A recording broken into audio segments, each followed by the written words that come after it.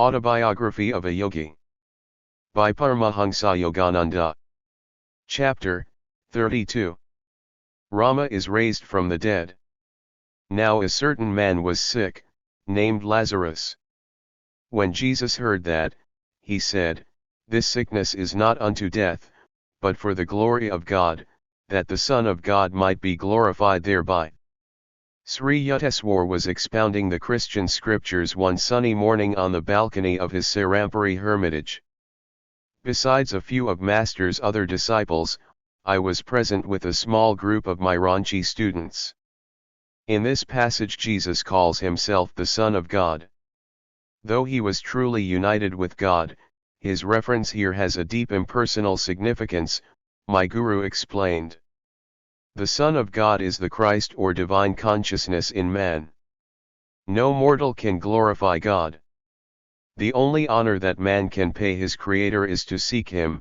Man cannot glorify an abstraction that he does not know.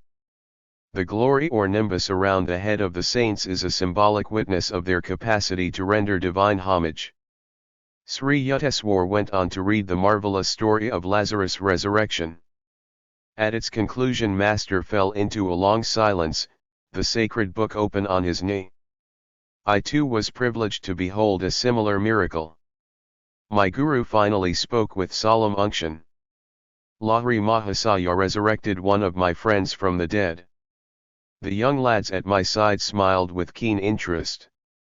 There was enough of the boy in me, too, to enjoy not only the philosophy but, in particular, any story I could get Sri Yukteswar to relate about his wondrous experiences with his Guru. My friend Rama and I were inseparable, Master began. Because he was shy and reclusive, he chose to visit our Guru Lahiri Mahasaya only during the hours of midnight and dawn, when the crowd of daytime disciples was absent. As Rama's closest friend, I served as a spiritual vent through which he let out the wealth of his spiritual perceptions. I found inspiration in his ideal companionship. My Guru's face softened with memories. Rama was suddenly put to a severe test, Sri Yukteswar continued. He contracted the disease of Asiatic cholera.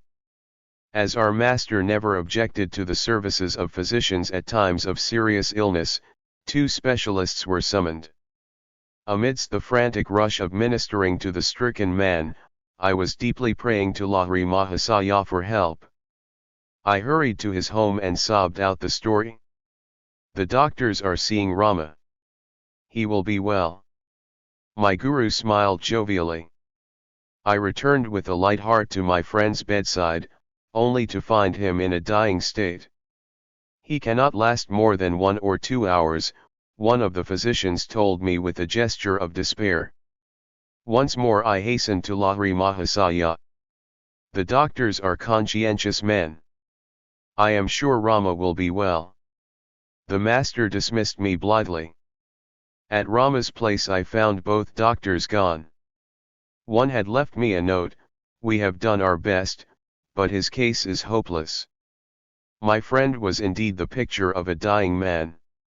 I did not understand how Lahiri Mahasaya's words could fail to come true, yet the sight of Rama's rapidly ebbing life kept suggesting to my mind, all is over now. Tossing thus on the seas of faith and apprehensive doubt, I ministered to my friend as best I could. He roused himself to cry out, "Yukteswar, run to Master and tell him I am gone. Ask him to bless my body before its last rites." With these words Rama sighed heavily and gave up the ghost. I wept for an hour by his beloved form. Always a lover of quiet, now he had attained the utter stillness of death. Another disciple came in, I asked him to remain in the house until I returned. Half dazed, I trudged back to my Guru. "How is Rama now?" Lahiri Mahasaya's face was wreathed in smiles. "Sir, you will soon see how he is," I blurted out emotionally. "In a few hours you will see his body, before it is carried to the crematory grounds." I broke down and moaned openly. "Yukteswar, control yourself. Sit calmly and meditate. My guru retired into samadhi. The afternoon and night passed in unbroken silence. I struggled unsuccessfully to regain an inner composure. At dawn Lahiri Mahasaya glanced at me consolingly. I see you are still disturbed. Why didn't you explain yesterday that you expected me to give Rama tangible aid in the form of some medicine? The master pointed to a cup-shaped lamp containing crude castor oil. Fill a little bottle from the lamp, put 7 drops into Rama's mouth. Sir, I remonstrated, he has been dead since yesterday noon. Of what use is the oil now? Never mind, just do as I ask. Lahiri Mahasaya's cheerful mood was incomprehensible. I was still in the unassuaged agony of bereavement. Pouring out a small amount of oil, I departed for Rama's house. I found my friend's body rigid in the death clasp. Paying no attention to his ghastly condition, I opened his lips with my right finger and managed, with my left hand and the help of the cork, to put the oil drop by drop over his clenched teeth. As the 7th drop touched his cold lips, Rama shivered violently. His muscles vibrated from head to foot as he sat up wonderingly. I saw Lahiri Mahasaya in a blaze of light. He cried. He shone like the sun. Arise, forsake your sleep, he commanded me. Come with Yuteswar to see me. I could scarcely believe my eyes when Rama dressed himself and was strong enough after that fatal sickness to walk to the home of our Guru. There he prostrated himself before Lahiri Mahasaya with tears of gratitude. The master was beside himself with mirth. His eyes twinkled at me mischievously. Yuteswar, he said, surely henceforth you will not fail to carry with you a bottle of castor oil. Whenever you see a corpse, just administer the oil. Why, 7 drops of lamp oil must surely foil the power of Yama. Guruji, you are ridiculing me. I don't understand, please point out the nature of my error. I told you twice that Rama would be well, yet you could not fully believe me, Lahiri Mahasaya explained. I did not mean the doctors would be able to cure him, I remarked only that they were in attendance. There was no causal connection between my two statements. I didn't want to interfere with the physicians, they have to live, too.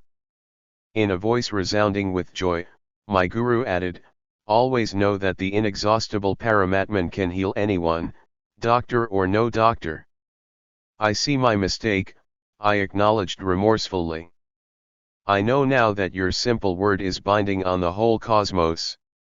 As Sri Yuteswar finished the awesome story, one of the spellbound listeners ventured a question that, from a child, was doubly understandable.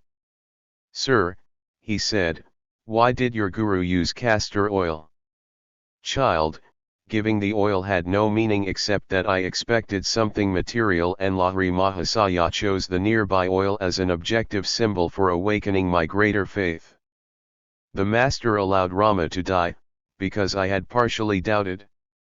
But the divine guru knew that inasmuch as he had said the disciple would be well, the healing must take place, even though he had to cure Rama of death, a disease usually final. Sri Yuteswar dismissed the little group, and motioned me to a blanket seat at his feet. Yogananda, he said with unusual gravity, you have been surrounded from birth by direct disciples of Lahiri Mahasaya.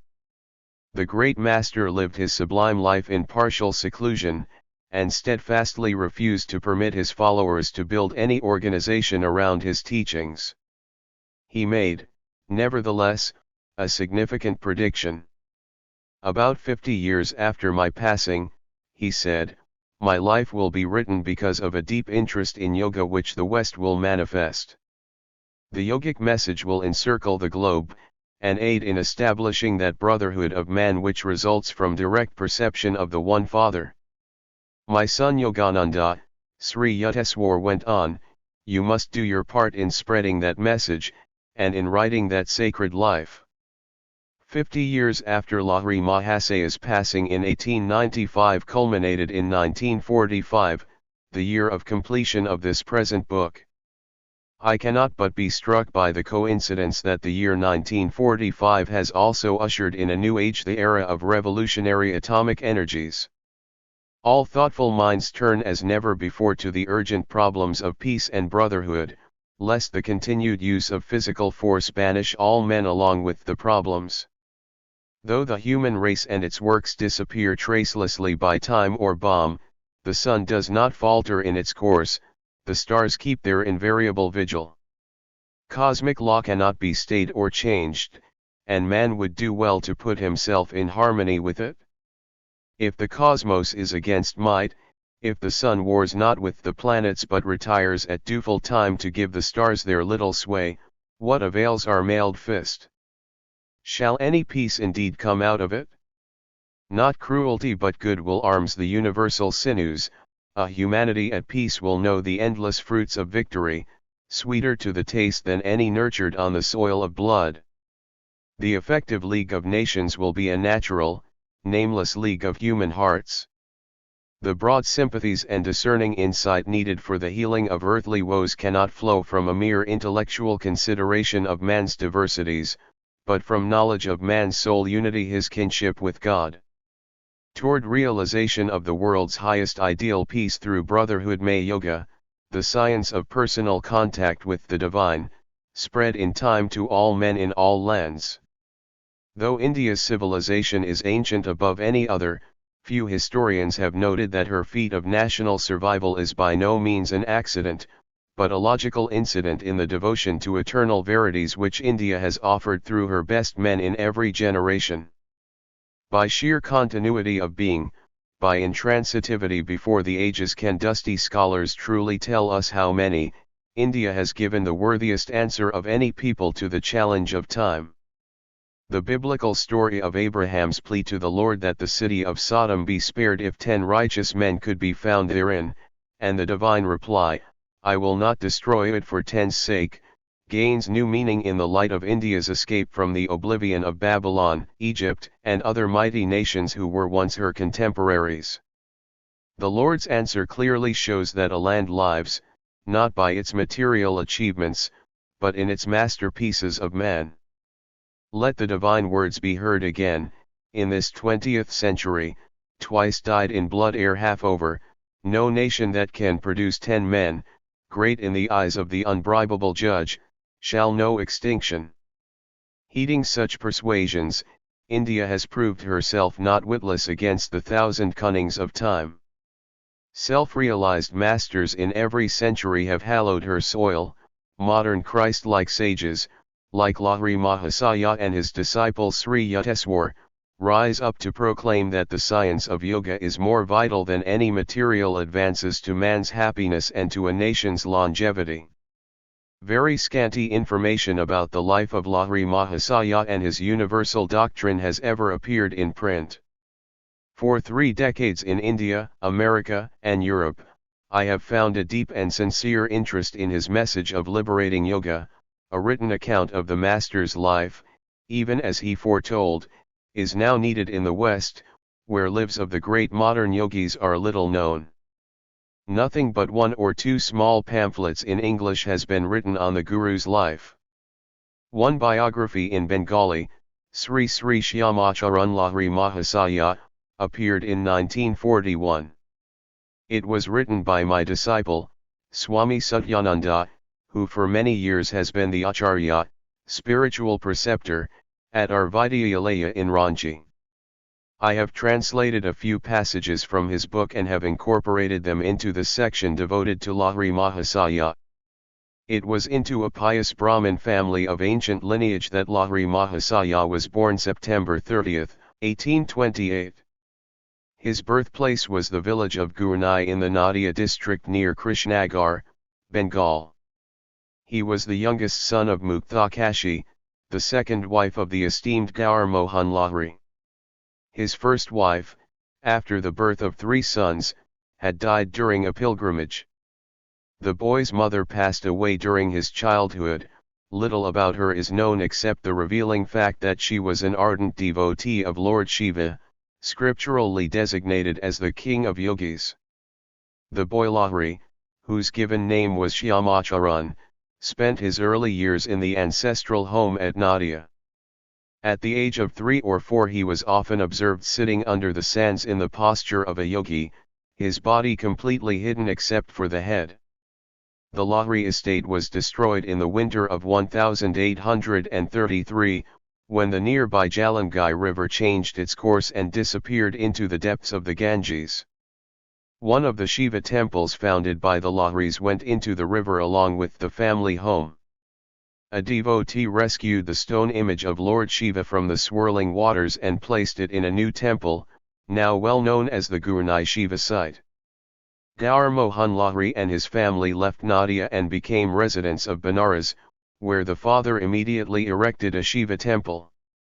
He conducted his household along the lines of Vedic discipline, with regular observance of ceremonial worship, acts of charity, and scriptural study. Just and open-minded, however, he did not ignore the beneficial current of modern ideas. The boy Lahiri took lessons in Hindi and Urdu in Benares study groups. He attended a school conducted by Joy Narayan Gosal, receiving instruction in Sanskrit, Bengali, French, and English.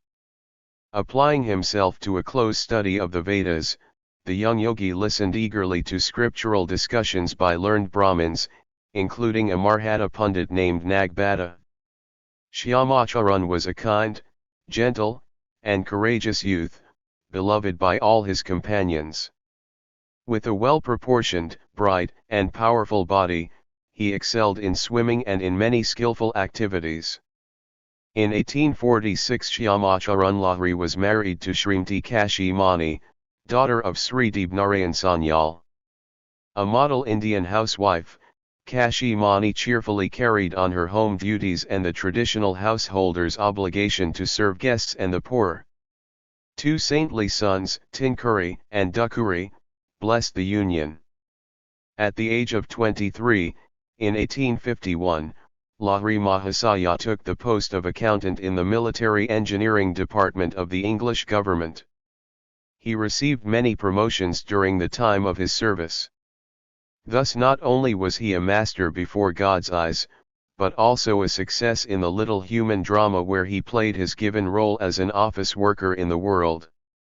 As the offices of the army department were shifted, Lahiri Mahasaya was transferred to Gazipur, Mirzapur, Danapur, Nainital, Benares, and other localities.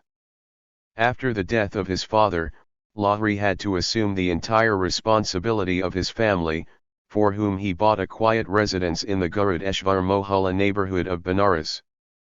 It was in his 33rd year that Lahiri Mahasaya saw fulfillment of the purpose for which he had been reincarnated on earth. The ash-hidden flame, long smoldering, received its opportunity to burst into flame. A divine decree, resting beyond the gaze of human beings, works mysteriously to bring all things into outer manifestation at the proper time. He met his great guru, Babaji, near Raniket, and was initiated by him into Kriya Yoga. This auspicious event did not happen to him alone, it was a fortunate moment for all the human race, many of whom were later privileged to receive the soul awakening gift of Kriya. The lost, or long vanished, highest art of yoga was again being brought to light. Many spiritually thirsty men and women eventually found their way to the cool waters of Kriya Yoga. Just as in the Hindu legend, where Mother Ganges offers her divine draught to the parched devotee Bhagirath, so the celestial flood of Kriya rolled from the secret fastnesses of the Himalayas into the dusty haunts of men. Autobiography of a Yogi. By Paramahansa Yogananda. Chapter 33.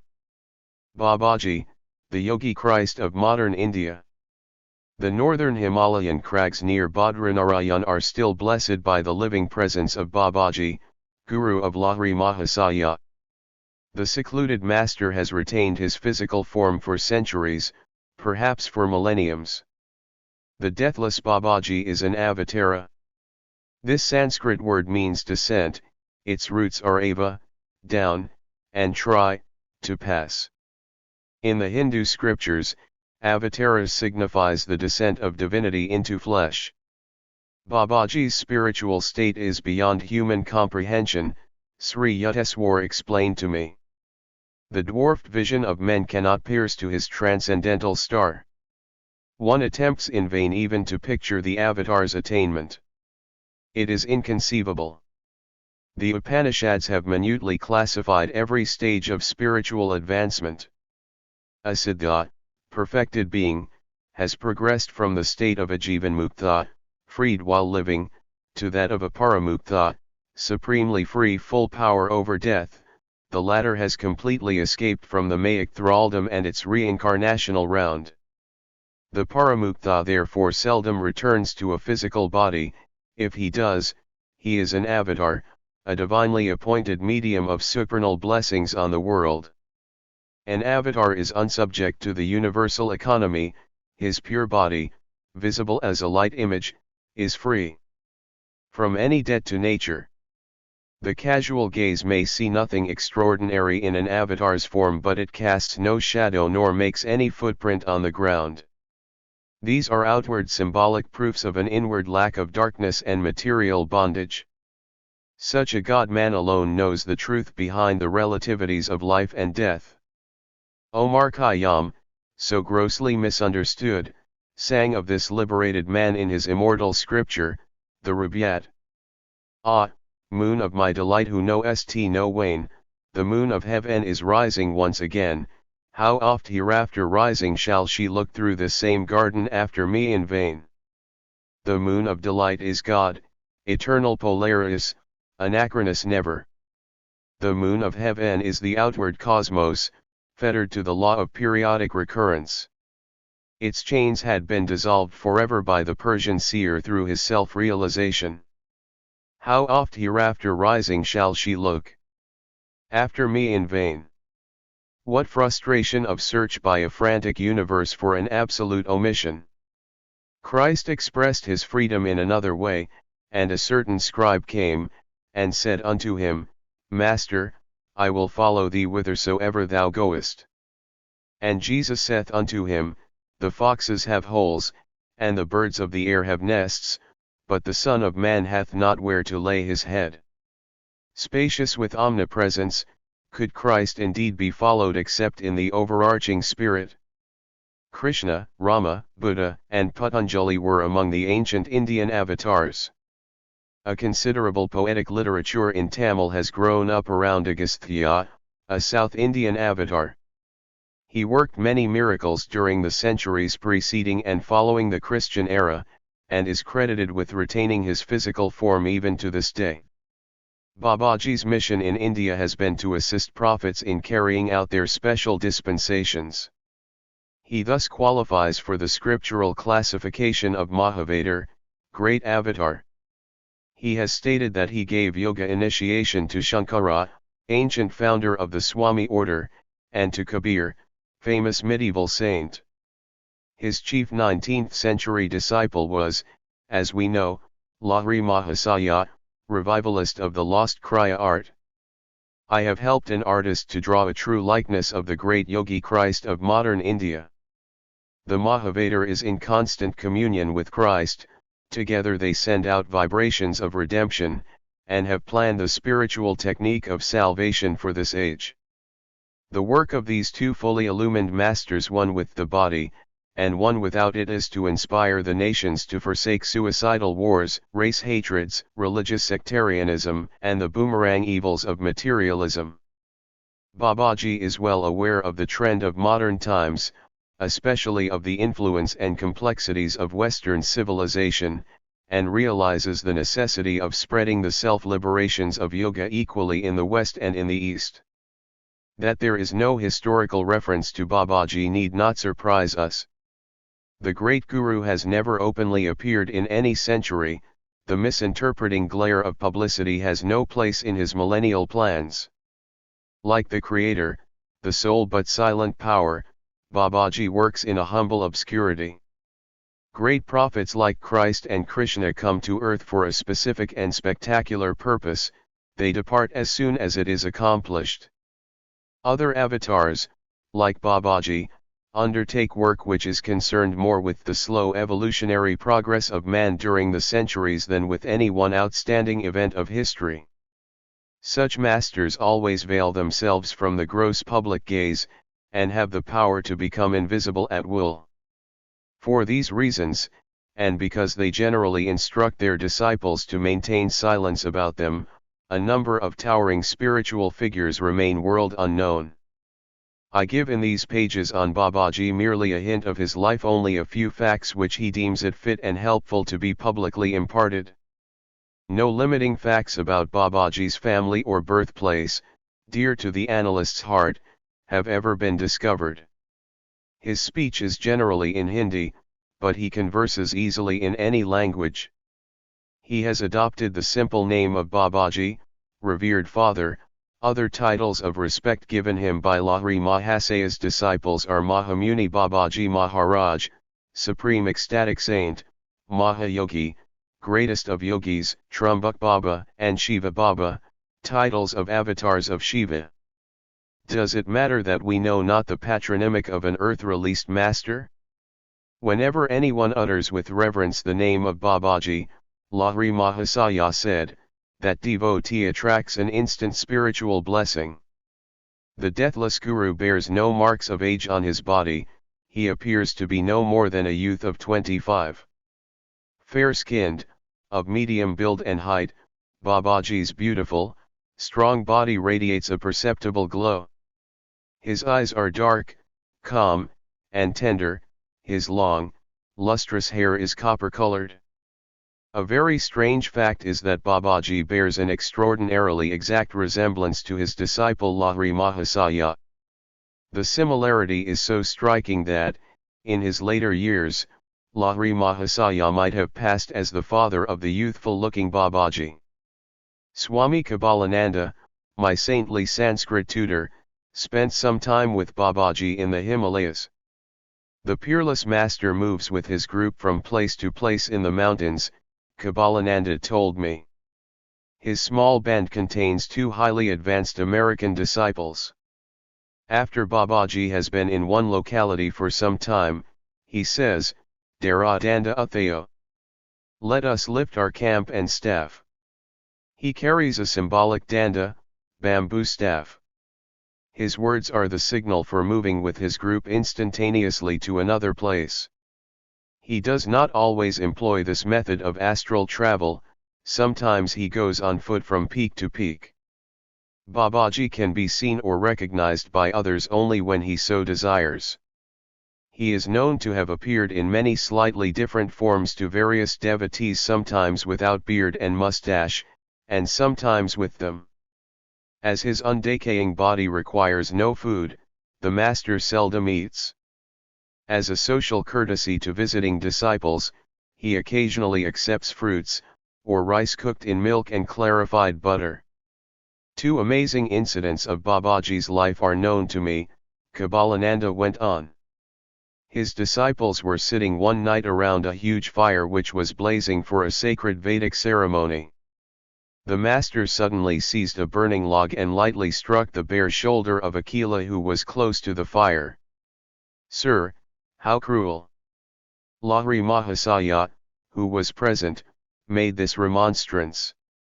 Would you rather have seen him burn to ashes before your eyes, according to the decree of his past karma? With these words Babaji placed his healing hand on the chela's disfigured shoulder. I have freed you tonight from painful death. The karmic law has been satisfied through your slight suffering by fire. On another occasion Babaji's sacred circle was disturbed by the arrival of a stranger. He had climbed with astonishing skill to the nearly inaccessible ledge near the camp of the master. Sir, you must be the great Babaji. The man's face was lit with inexpressible reverence. For months I have pursued a ceaseless search for you among these forbidding crags. I implore you to accept me as a disciple. When the great Guru made no response, the man pointed to the rocky chasm at his feet. If you refuse me, I will jump from this mountain. Life has no further value if I cannot win your guidance to the divine. Jump then, Babaji said unemotionally. I cannot accept you in your present state of development. The man immediately hurled himself over the cliff. Babaji instructed the shocked disciples to fetch the stranger's body.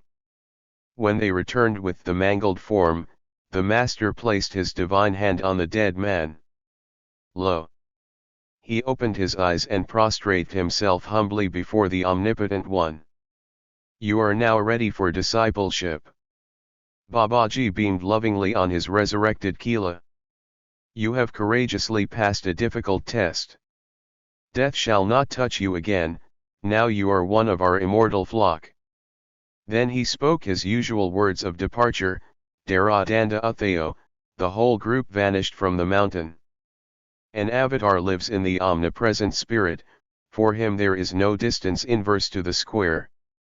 Only one reason, therefore, can motivate Babaji in maintaining his physical form from century to century, the desire to furnish humanity with a concrete example of its own possibilities. Were man never vouchsafed a glimpse of divinity in the flesh, he would remain oppressed by the heavy Maic delusion that he cannot transcend his mortality. Jesus knew from the beginning the sequence of his life. He passed through each event not for himself, not from any karmic compulsion, but solely for the upliftment of reflective human beings. His four reporter disciples Matthew, Mark, Luke, and John recorded the ineffable drama for the benefit of later generations. For Babaji, also, there is no relativity of past, present, future. From the beginning he has known all phases of his life. Yet, accommodating himself to the limited understanding of men, he has played many acts of his divine life in the presence of one or more witnesses. Thus it came about that a disciple of Lahiri Mahasaya was present when Babaji deemed the time to be ripe for him to proclaim the possibility of bodily immortality. He uttered this promise before Ramgopal Muzumdar, that it might finally become known for the inspiration of other seeking hearts. The great ones speak their words and participate in the seemingly natural course of events, solely for the good of man, even as Christ said, Father, I knew that thou hearest me always, but because of the people which stand by I said it, that they may believe that thou hast sent me. During my visit at Ranbajapur with Ramgopal, the sleepless saint, he related the wondrous story of his first meeting with Babaji. I sometimes left my isolated cave to sit at Lahiri Mahasaya's feet in Banaras, Ramgopal told me. One midnight as I was silently meditating in a group of his disciples, the master made a surprising request. Ramgopal, he said, go at once to the Dasa-samed bathing ghat. I soon reached the secluded spot. The night was bright with moonlight and the glittering stars. After I had sat in patient silence for a while, my attention was drawn to a huge stone slab near my feet. It rose gradually, revealing an underground cave. As the stone remained balanced in some unknown manner, the draped form of a young and surpassingly lovely woman was levitated from the cave high into the air. Surrounded by a soft halo, she slowly descended in front of me and stood motionless, steeped in an inner state of ecstasy. She finally stirred, and spoke gently. I am Mataji, the sister of Babaji. I have asked him and also Lahiri Mahasaya to come to my cave tonight to discuss a matter of great importance. A nebulous light was rapidly floating over the Ganges, the strange luminescence was reflected in the opaque waters. It approached nearer and nearer until, with a blinding flash, it appeared by the side of Mataji and condensed itself instantly into the human form of Lahiri Mahasaya. He bowed humbly at the feet of the woman saint. Before I had recovered from my bewilderment, I was further wonder-struck to behold a circling mass of mystical light traveling in the sky. Descending swiftly, the flaming whirlpool neared our group and materialized itself into the body of a beautiful youth who, I understood at once, was Babaji. He looked like Lahiri Mahasaya, the only difference being that Babaji appeared much younger, and had long, bright hair. Lahiri Mahasaya, Mataji, and myself knelt at the Guru's feet. An ethereal sensation of beatific glory thrilled every fiber of my being as I touched his divine flesh. "Blessed sister," Babaji said, "I am intending to shed my form and plunge into the infinite current. I have already glimpsed your plan, beloved master. I wanted to discuss it with you tonight. Why should you leave your body?" The glorious woman looked at him beseechingly. "What is the difference if I wear a visible or invisible wave on the ocean of my spirit?" Mataji replied with a quaint flash of wit. "Deathless Guru, if it makes no difference, then please do not ever relinquish your form." "Be it so," Babaji said solemnly. "I will never leave my physical body. It will always remain visible to at least a small number of people on this earth. The Lord has spoken his own wish through your lips." As I listened in awe to the conversation between these exalted beings, the great Guru turned to me with a benign gesture. "Fear not, Ramgopal," he said, "you are blessed to be a witness at the scene of this immortal promise." As the sweet melody of Babaji's voice faded away, his form and that of Lahiri Mahasaya slowly levitated and moved backward over the Ganges. An aureole of dazzling light templed their bodies as they vanished into the night sky. Mataji's form floated to the cave and descended, the stone slab closed of itself, as if working on an invisible leverage. Infinitely inspired, I wended my way back to Lahiri Mahasaya's place. As I bowed before him in the early dawn, my Guru smiled at me understandingly. "I am happy for you, Ramgopal," he said. "The desire of meeting Babaji and Mataji, which you have often expressed to me, has found at last a sacred fulfillment." My fellow disciples informed me that Lahiri Mahasaya had not moved from his dais since early the preceding evening. "He gave a wonderful discourse on immortality after you had left for the Dasa-samed God," one of the cellists told me. For the first time I fully realized the truth in the scriptural verses which state that a man of self-realization can appear at different places in two or more bodies at the same time. Lahiri Mahasaya later explained to me many metaphysical points concerning the hidden divine plan for this earth. Ramgopal concluded. Babaji has been chosen by God to remain in his body for the duration of this particular world cycle. Ages shall come and go, still the deathless master, beholding the drama of the centuries, shall be present on this stage terrestrial.